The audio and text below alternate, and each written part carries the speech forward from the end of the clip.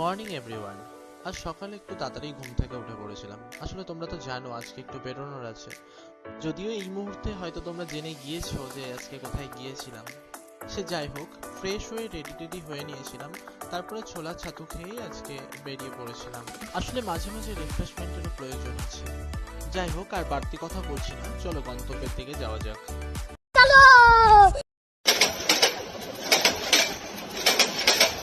At last গন্তব্যে পৌঁছে গেছি। এবার তোমরা নিশ্চয়ই পোস্টার দেখে বুঝতেই পেরে গেছো যে কোথায় এসেছি।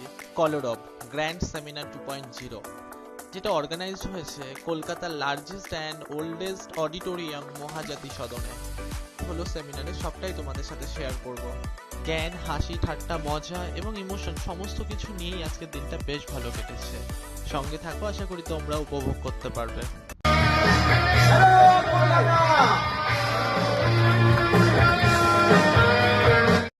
এই সময় আড্ডা 24/7 এর সমস্ত ফ্যাকাল্টিসরাই এন্ট্রি নিচ্ছিলেন, মানে গ্র্যান্ড এন্ট্রি।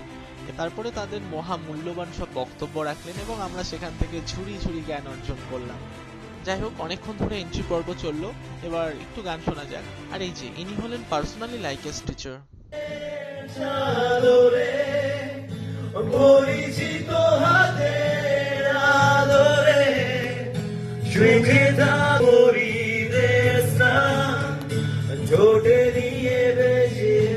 আর আজকের চিফ গেস্ট আরজে সায়ন। সবাই নিশ্চয়ই চেনো তাকে। আর তার পাশে যে ভাইটিকে দেখা যাচ্ছে সে হচ্ছে থ্যালাসেমিয়ার পেশেন্ট। আসলে সে নাকি আরজে সায়নের থেকেই হাসতে শিখেছে এবং সে এখন অন্যদেরকেও হাসায়।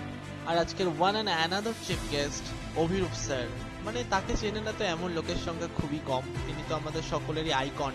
ওনার কথা দিয়েই আজকে সেমিনার শেষ হয় এবং তারপরে অডিটোরিয়ামের ভেতরটা একটু ঘুরে